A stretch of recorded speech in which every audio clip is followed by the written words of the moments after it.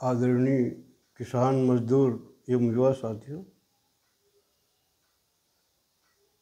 आज मैं आपको कुछ पुरानी बात याद दिलाना चाह रहा हूँ कि जब छत्तीसगढ़ राज्य नहीं बना था 25 साल पहले, लगभग 25 साल पहले की बात, तो हमारे छत्तीसगढ़ के राजनीतिक दल के नेता छत्तीसगढ़ की जनता को लुभाने के लिए कहा करते थे कि छत्तीसगढ़ राज्य अगर बन जाएगा तो छत्तीसगढ़ का बहुत विकास होगा, बेरोजगारी दूर हो जाएगी, सड़क, सिंचाई, शिक्षा, स्वास्थ्य काफ़ी सुधार होगा, ये कहते थे। हमारे पूर्व प्रधानमंत्री आदरणीय अटल बिहारी वाजपेयी ने इनकी भावनाओं से प्रभावित होकर के उन्होंने छत्तीसगढ़ राज्य बना दिया। आज लगभग 25 वर्ष होने जा रहे हैं। आपने देखा होगा छत्तीसगढ़ राज्य बनने के बाद हमारे जो मुख्यमंत्री बने, प्रथम, द्वितीय, इन लोगों ने हमारी भावनाओं का कैसे दोहन किया।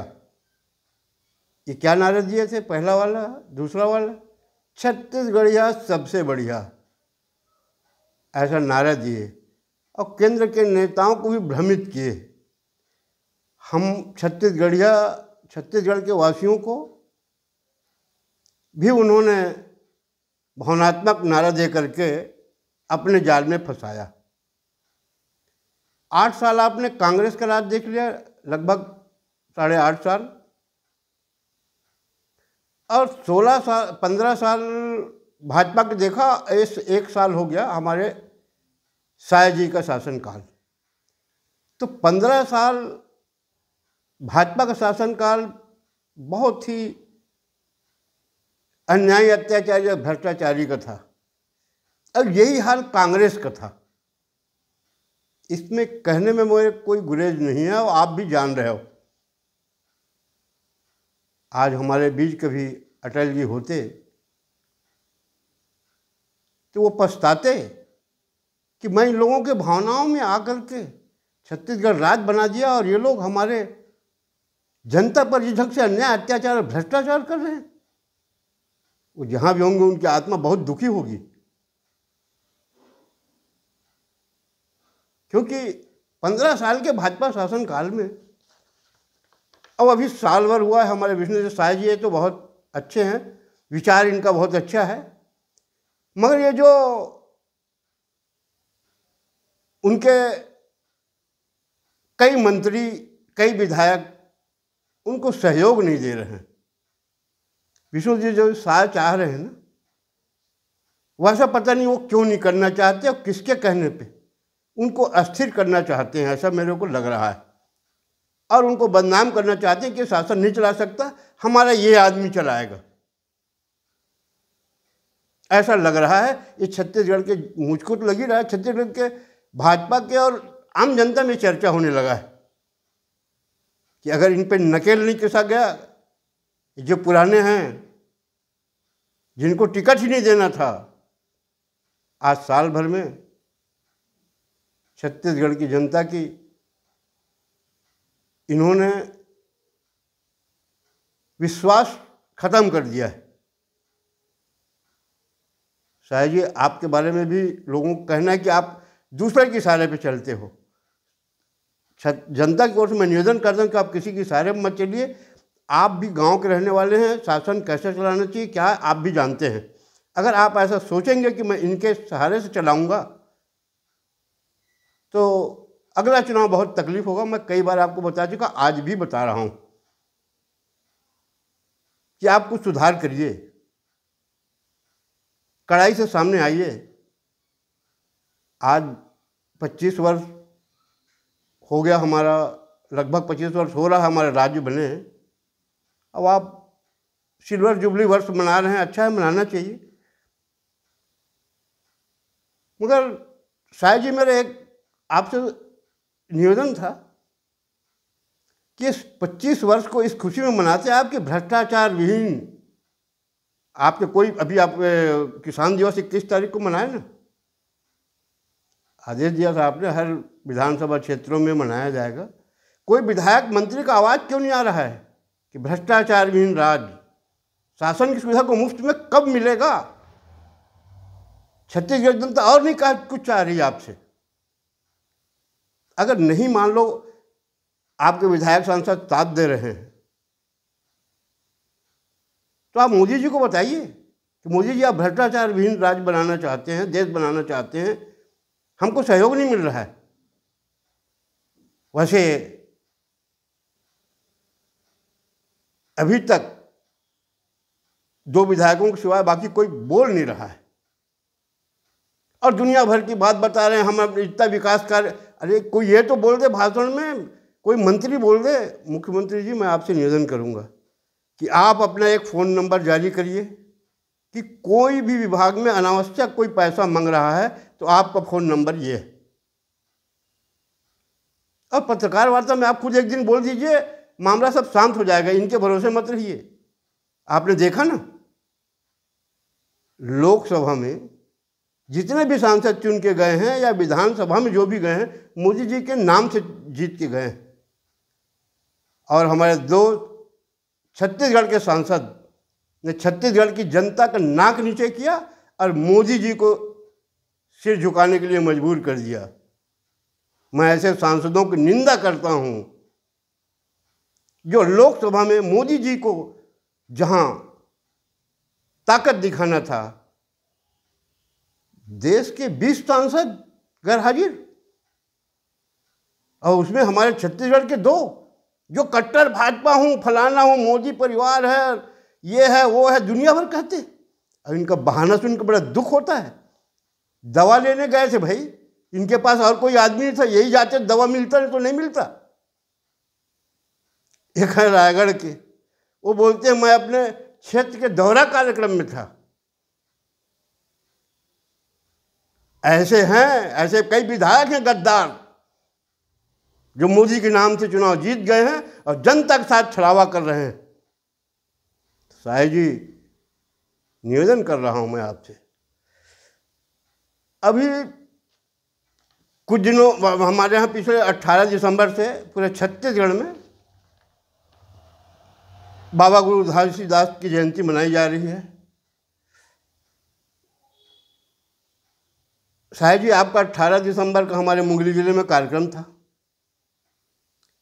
19 के पेपरों में हमने पढ़ा कि आपने बाबा घासीदास के रास्ते पे हमको चलने को सिखाया। बोले उनके रास्ते में चलने से हमारे छत्तीसगढ़ का विकास होगा, क्योंकि वो चाहते थे कि मनखे मनखे एक हों, सब छुआछूत दूर हो, आपसी भाई प्रेम की वो प्रचार प्रसार करते थे। सभी संतों ने किया है, वैसे हमारे घासीदास जी थे। मगर मैं आपको एक याद दिला दूं, शायद जी आपको मालूम है कि नहीं, आप बेमेतरा जिले के नवागढ़ विधानसभा में गए थे। वो मनखे मनखे वाली जो बात है ना, उसका दुष्प्रभाव दिखा वहाँ ना। आप वहाँ बताया जा रहा है कि कांग्रेस के जो कार्यकर्ता हैं, जिनका कोई मतलब कोई कार्यक्रम नहीं था, कुछ भी नहीं था, उनको थाने में बुला के बैठा लिया गया। मैं उनका नाम बता रहा हूँ आपको, अगर आप चाहें तो कभी भी जानकारी ले सकते हैं। कांग्रेस के देवेंद्र साहू हैं, द्वारका सोनवानी है, रतन दिवाकर है, संतोष बंजारे हैं, विमल घितलहरे जी हैं, अमित पाटले को पत्रकार जी हैं, तोसन मिली हैं, शक्तिधर दीवान, ललित विश्वकर्मा ये शायद बेमेतरा के हैं, राजू साहू, वसीम मुनीर, ये तो कांग्रेस के हो गए। ठीक है, हो सकता है कि खुफिया रिपोर्ट मिला होगा कि ये बाधा पहुंचाएंगे आपके कार्यक्रम में। अरे मगर भाजपा का सुन के मुझको पेपरों में पढ़ा, बड़ा आश्चर्य लगा कि ये राम भक्त हैं, राम राज लाएंगे,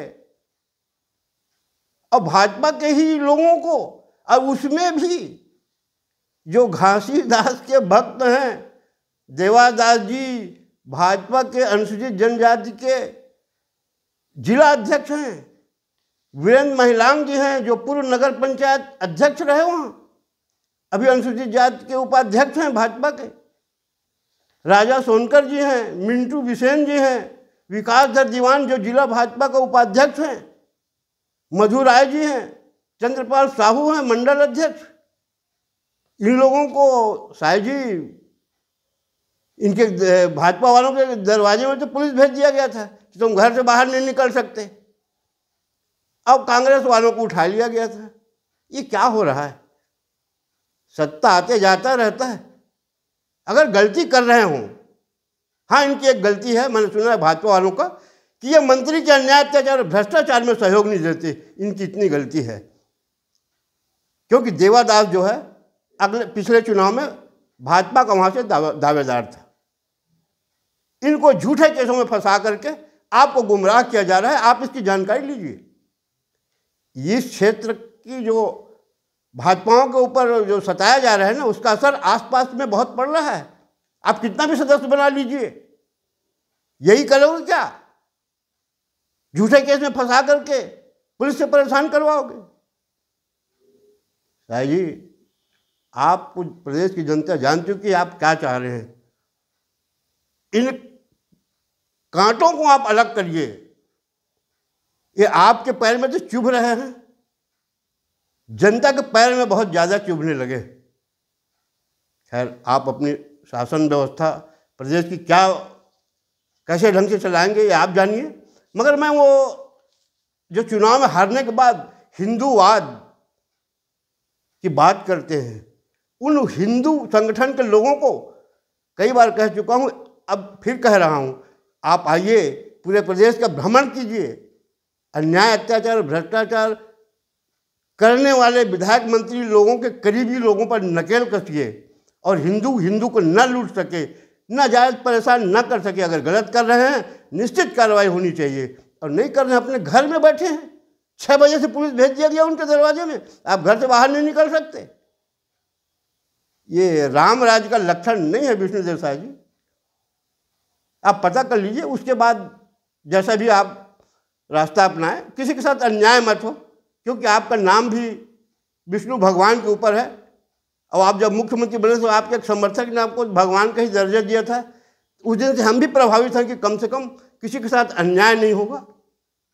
यही विश्वास के साथ मैं अपने वाणी को विराम देता हूँ। धन्यवाद। जय हिंद।